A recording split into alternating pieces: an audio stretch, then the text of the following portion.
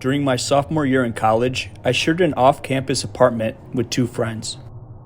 It was exciting to have our own space and independence, but little did we know that we were in for a terrifying experience. One night, while we were watching a movie in the living room, we heard a loud banging on the front door. We were taken aback since we hadn't made any plans that evening and were not expecting any visitors. After a brief moment of hesitation, we decided to answer the door. A man with short, curly hair, a scruffy beard, and a crazed look in his eyes was standing there. He was just about 6 feet tall and wearing a dirty, torn jacket.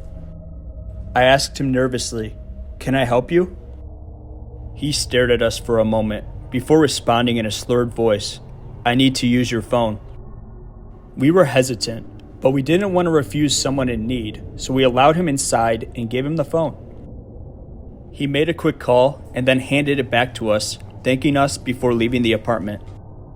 We resumed watching the movie, but a few minutes later, we heard the banging again. We were apprehensive, but we opened the door cautiously, and there he was again. "Can I use your bathroom now?" he asked.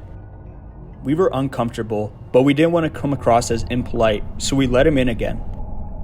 While he was in the bathroom, we could hear him rummaging through the cabinets. When he came out, we asked him if everything was okay.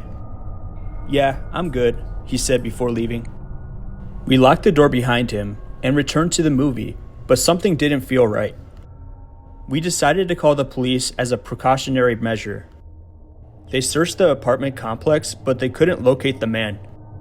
We didn't hear from him again for weeks, but then, one night, I noticed him standing in the shadows while I was walking back to the apartment from the library. He didn't say anything, but his presence was unsettling. I quickened my pace and rushed home.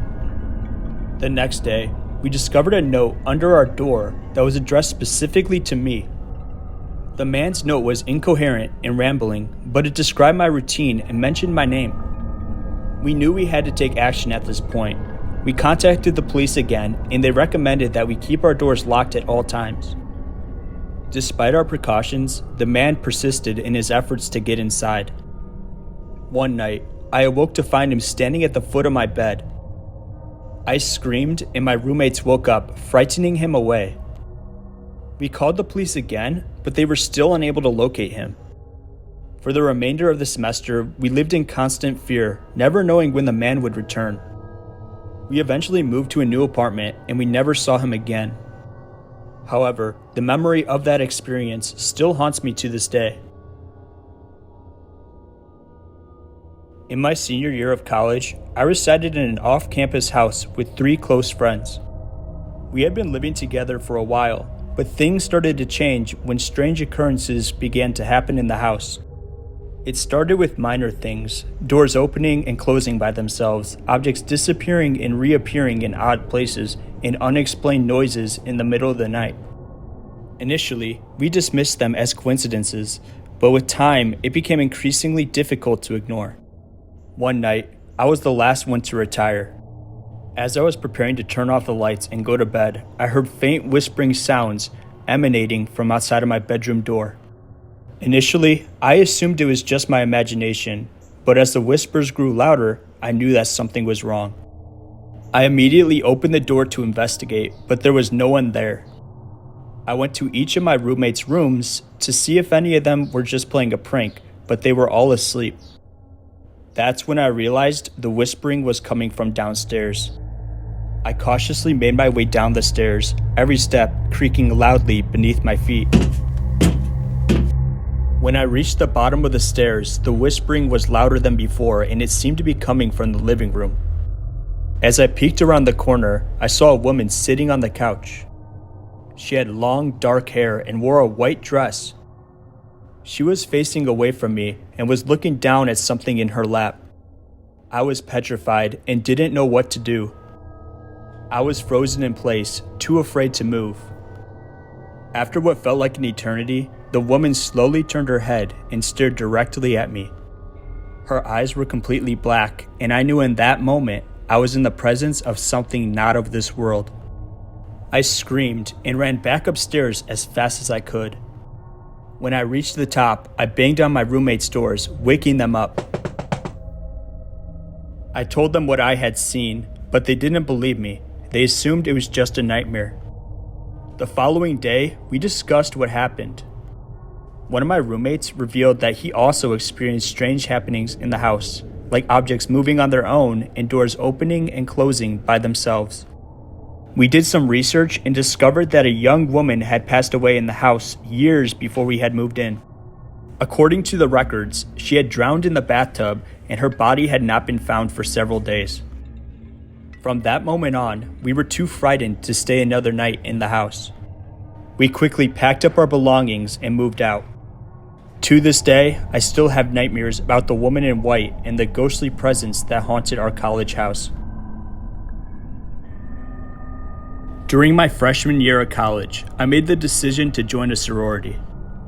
The sorority house was an old mansion that had been repurposed into a residence for members. Initially, I was thrilled to live in such a beautiful and historic place. However, I soon discovered that the house had a dark history. During my second week living in the house, I heard footsteps coming down the hallway while studying in my room. I presumed it was one of the sorority sisters and didn't pay much attention. But upon opening the door, I found nobody there. Over the next few weeks, strange events became more frequent. Doors would slam shut by themselves, items would move around inexplicably, and I'd hear unexplained noises at night. I tried to rationalize the occurrences, but I couldn't shake off the feeling that something wasn't right. One evening, while studying alone in the library, I felt someone tap me on my shoulder. As I turned around, no one was there, and I felt uneasy. The situation only worsened, and I started seeing shadows move in the corners of my vision, and it felt like I was constantly being watched. I spoke with my sorority sisters, but they also reported having similar experiences. In an effort to communicate with the spirits in the house, we performed a seance one night, holding hands and calling out to any spirits that might be present. Initially, nothing happened. However, we eventually heard a faint tapping noise coming from the wall. We proceeded to ask questions, and the spirit responded by tapping out answers. The spirit revealed that it was a former resident of the house who died in a tragic accident. It seemed to be friendly and didn't pose any threat to us. However, after that night, the paranormal activity in the house worsened and we all became too frightened to continue living there. We ultimately decided to relocate and find a new place to live. I learned one thing: I never want to reside in a haunted house ever again. During my sophomore year of college, I resided in a dorm that was reputed to be haunted. At first, I didn't believe in ghosts, but one night, something happened that changed my mind. It was around 2 a.m. when I heard loud banging noises coming from the hallway. It sounded like someone was running up and down, slamming doors, and yelling. I thought it was just some noisy students, but the noise went on for a long time. Eventually, I went out to investigate, but the moment I opened the door, the noise stopped. I checked every door in the hallway, but everyone was asleep. Feeling uneasy, I went back to my room, but then I heard a creepy whispering sound coming from the corner of my room. Even though I turned on the light, nobody was there. As I laid in bed, trying to calm myself down, I felt something grab my foot. It was like a cold, clammy hand had reached out from under the bed and grabbed me. I was terrified, but there was nobody there when I turned on the lights. Over the next few weeks, strange things kept happening. I would hear footsteps in the hallway when nobody was there, doors would open and close on their own, and I would see shadows moving in the corner of my eye. One night, I woke up to see a man standing in front of my bed. He just stared at me with empty eyes, and I couldn't move or speak. After that, I knew I had to move out of the dorm. I eventually found a new place to live, but the memory of that ghostly presence still gives me the chills. What's up, guys? It's Dougie Flesh. If you guys want to hear some more scary stories just like this, make sure you guys subscribe, and I'll see you guys in the next one.